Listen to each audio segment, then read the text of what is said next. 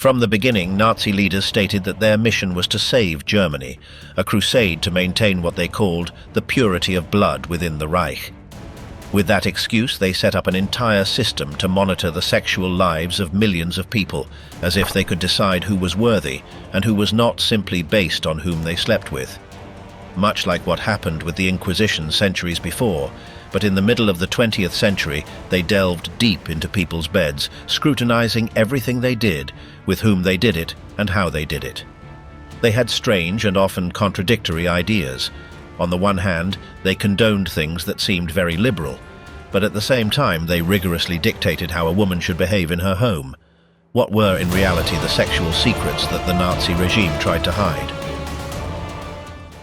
In the upper echelons of the Third Reich, what was shown outwardly had little to do with what actually happened in the private lives of its leaders.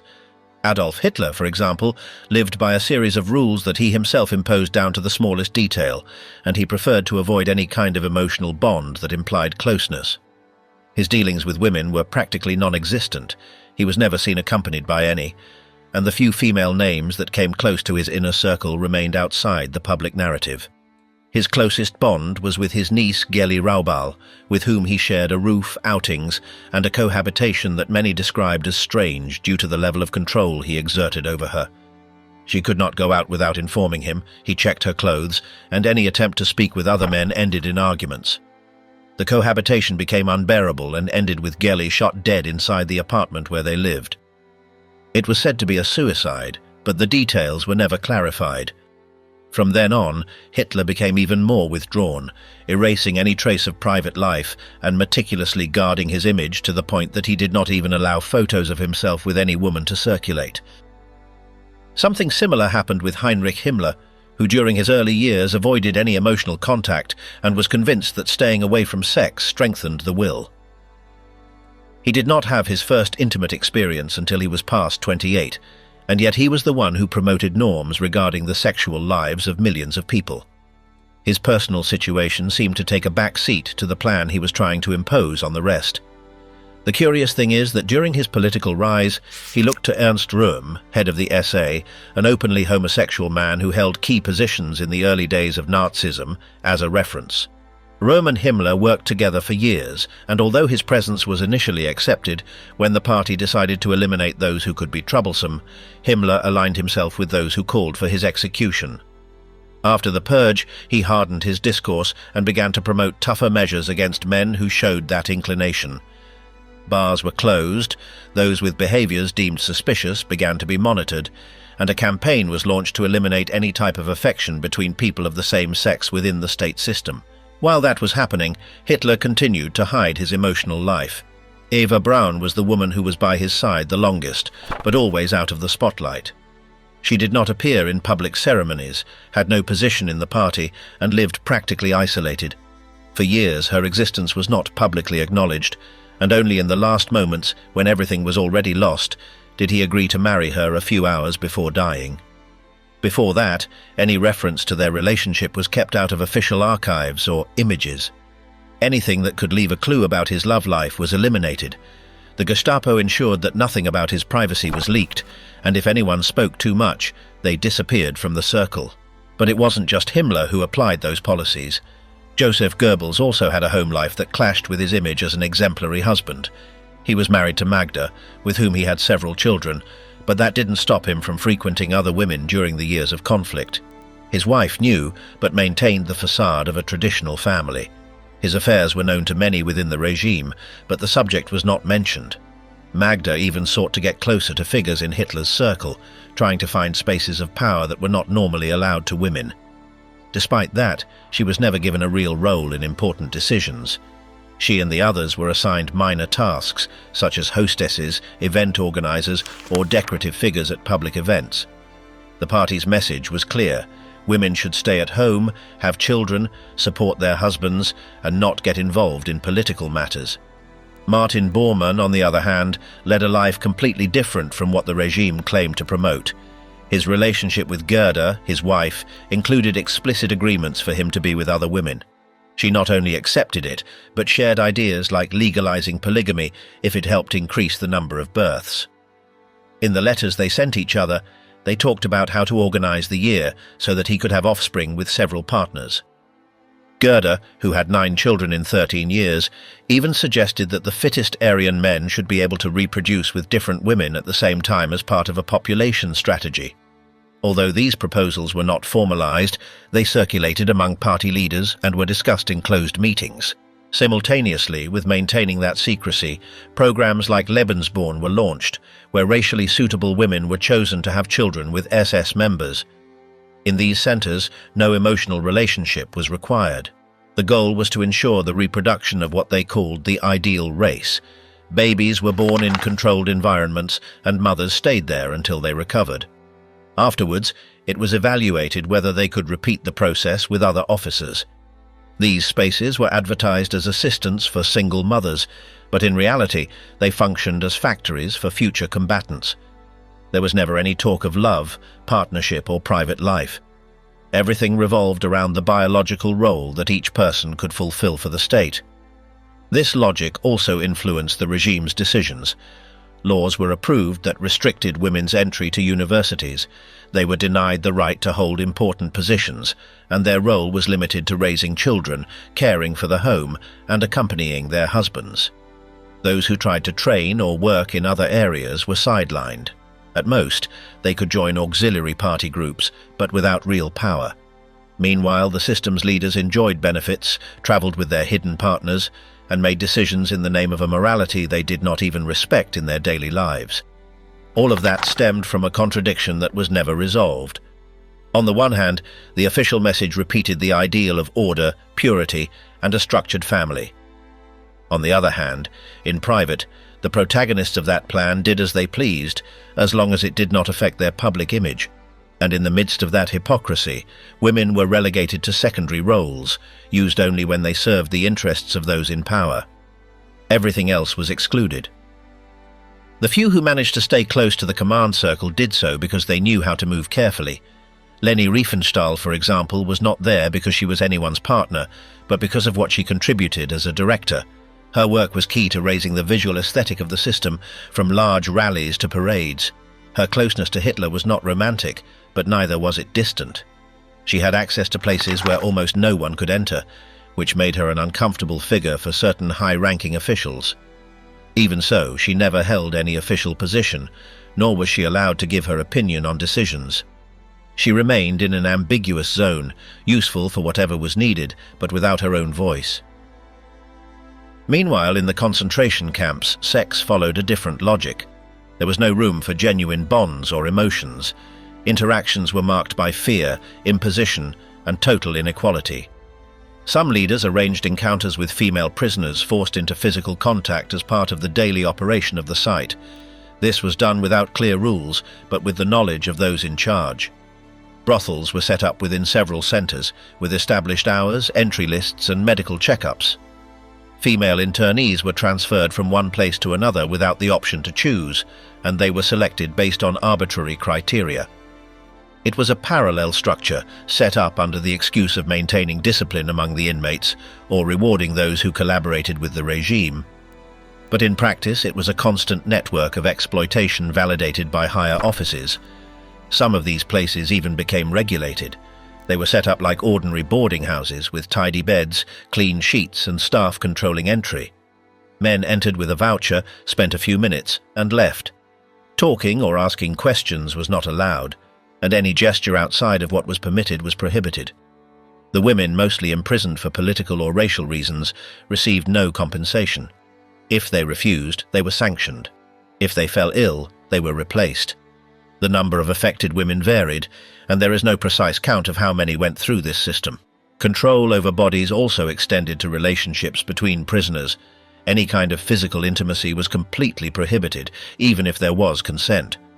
Constant surveillance was maintained to ensure no one touched, and if a couple was found, they were immediately separated. The mere suspicion of a relationship could lead to transfer or execution. This repression was not applied to the guards, who could have encounters with female internees without consequences. In fact, many did so frequently, even in the dormitories in front of others. Everything remained among them, as long as it didn't get out of hand or reach the ears of an external superior. From the party's point of view, women continued to be considered functional pieces for the state's objectives. They were expected to obey, have children, and support their husbands. Official discourses presented motherhood as if it were a national mission. Awards were given to those who had more children, medals, financial support, and public recognition. But these awards did not grant influence. Decisions were always made among men, and any attempt by women to enter politics was dismissed without debate. Even so, some female figures tried to enter influential spaces. The wives of the regime's leaders organized to promote activities, support campaigns, or aid soldiers. They appeared in photos, attended events, and signed communiques. But none had real influence on decisions. Their role was to accompany, not to lead. What happened within each home was not commented on, although all knew what was happening in the homes of the leaders. Many knew their husbands' mistresses, some tolerated it, and others lived with it without saying anything. A network of silences, pacts, and implicit agreements was formed that allowed men to do what they wanted without compromising their public image. Deep within the system, those who didn't fit were unceremoniously discarded. Lesbians, for example, weren't persecuted as harshly as homosexual men, but they were seen as deviants. Some ended up in camps for it, others were monitored in their jobs or expelled from their homes. The regime preferred to make them disappear rather than confront them directly. They weren't seen as a political threat, but rather as an error within the family model they sought to impose. In official documents, they were described as out of place, without reproductive function, or incapable of fulfilling their biological role. This approach was also evident in school curricula. In classes, girls received training focused on sewing, cooking, childcare, and obedience. Manuals explained that a woman's natural role was related to raising children and tending to the home. Those who showed other interests were assigned to support tasks, but with no option for advancement. They could only be nurses, teachers, or assistants. There was no chance of ascending to leadership positions, not even at the lower levels of the party. The limit was set from the beginning. In the Nazi youth movements, the difference between boys and girls was total. Boys trained with weapons, did physical exercises, marched and studied military tactics. Girls knitted, learned first aid, and sang patriotic hymns. The preparation was different because the destiny was different. None could join the boys' group or access the benefits that implied. Even within the indoctrination, the differences were clear from day one. There was also pressure on soldiers regarding their intimate lives. The idea was repeated that they should remain upright, avoid contact with foreign women, and not be distracted by desires that would divert them from their task. However, during occupations in other countries, regulations were drafted that permitted relationships with local women, provided they were Aryan or considered suitable. There were medical checks, registrations, and forms. Everything was handled with a cold, bureaucratic logic that transformed desire into just another procedure. Racism also permeated sexuality. Being with Jewish, Roma, or Slavic women was completely forbidden. They were considered a threat to the purity of German blood. If a soldier was discovered to be involved with a woman from these communities, he could be sanctioned or directly dismissed. In some cases, the women were executed simply for having been with a German man. It didn't matter if it was consensual or not. What was protected was the purity of the lineage, not the lives of the people. Within the party itself, control over private life was constant. There were internal files dedicated to closely monitoring the conduct of officials, SS members, and state employees. Everything from gossip about infidelities to alleged encounters with people considered inappropriate was investigated. No solid proof was needed. It was enough for someone to comment on something for a review to be initiated. Reports were written in detail and archived in offices that managed thousands of records. This information was then used to pressure, blackmail, or dismiss those who were troublesome. This control not only served to punish, but also helped maintain the model they sought to impose. Every relationship, every couple, every birth had to fit the idea of order that the regime's leaders had in mind. Unions were promoted if they met racial, economic, and physical requirements. Certain party members were even advised to marry women from specific families as a way of sealing loyalties. Personal decisions became strategic moves, and anyone who deviated from that line was removed without explanation. In the occupied territories, this logic was applied more rigidly. In some places, soldiers could get involved with local women if they met the regime's racial criteria. There were forms, medical checkups, records, and clear rules. Free choice was not allowed. If the woman was not considered racially fit, the relationship was forbidden. If it happened anyway, the consequences were immediate. These relationships, when authorized, did not imply affection or commitment. They were part of the occupation, another way to control foreign bodies. Sometimes they were even encouraged if it was believed that a child conforming to Nazi ideals could be born. If it did not comply, it was considered a failure. The state apparatus not only decided who could be with whom, but also intervened in upbringing. Children born in the Lebensborn programs or in unions approved by the SS were monitored from day one. Their features, health, and behavior were observed. If they did not meet expectations, they were separated, hidden, or removed from the system. In some cases, they were taken from their mothers and given to families loyal to the party. It was a long-term plan where every birth had to be justified and no baby arrived by accident. At the same time, public discourse continued to repeat conservative ideas. In newspapers, school texts, and party events, messages about family, fidelity, purity, and commitment were hammered home. Images of happy mothers, strong children, and hard-working fathers were shown. But that had nothing to do with what was happening in private. The regime's leaders lived with contradictions, led double lives, and used their power to break the very rules they demanded of others. No one could say anything. Inconsistencies were covered up when convenient, and anything that clashed with the official narrative was erased without a trace. When defeat began to seem inevitable, the regime's leaders took desperate measures to hide their secrets.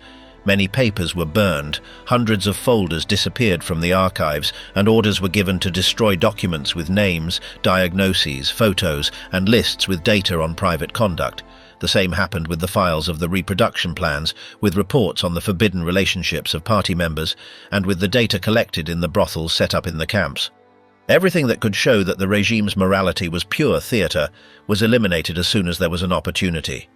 In the homes of the high-ranking officials, traces were also erased. Some women were sent out of the country, others received new documents, and several were abandoned without explanation. The unofficial partners of the leaders, the mistresses with whom they lived for years, simply disappeared. Those who had participated in the birth programs or in the Lebensborn centers were ordered to keep silent. The watchword was clear: no one should know what had been done outside the official discourse. Only the image of order, discipline, loyalty, and family had to be maintained. The children born in these programs were dispersed. Some ended up in orphanages, others were given to families affiliated with the regime, and several remained in institutions where no one knew their origin. For years, many lived without knowing why they were separated from their mothers. Some discovered it as adults, by finding old papers or investigating their past, but by then the structures that had generated them no longer existed, and those responsible were dead or hidden. In the occupied territories, this logic was applied more rigidly. In some places, soldiers could get involved with local women if they met the regime's racial criteria. There were forms, medical checkups, records, and clear rules. Free choice was not allowed. If the woman was not considered racially fit, the relationship was forbidden. If it happened anyway, the consequences were immediate. These relationships, when authorized, did not imply affection or commitment. They were part of the occupation, another way to control foreign bodies. Sometimes they were even encouraged if it was believed that a child conforming to Nazi ideals could be born. If it did not comply, it was taken as a failure. The state apparatus not only decided who could be with whom, but also intervened in upbringing. The children born in the Lebensborn programs or in unions approved by the SS were monitored from day one. Their features, health, and behavior were observed. If they did not meet expectations, they were separated, hidden, or removed from the system. In some cases, they were taken from their mothers and given to families loyal to the party. It was a long-term plan where every birth had to be justified, and no baby arrived by accident. At the same time, public discourse continued to repeat conservative ideas. In newspapers, school texts, and party events, messages about family, fidelity, purity, and commitment were hammered home. Images of happy mothers, strong children, and hard-working fathers were shown. But that had nothing to do with what was happening in private. The regime's leaders lived with contradictions, led double lives, and used their power to break the very rules they demanded of others. No one could say anything.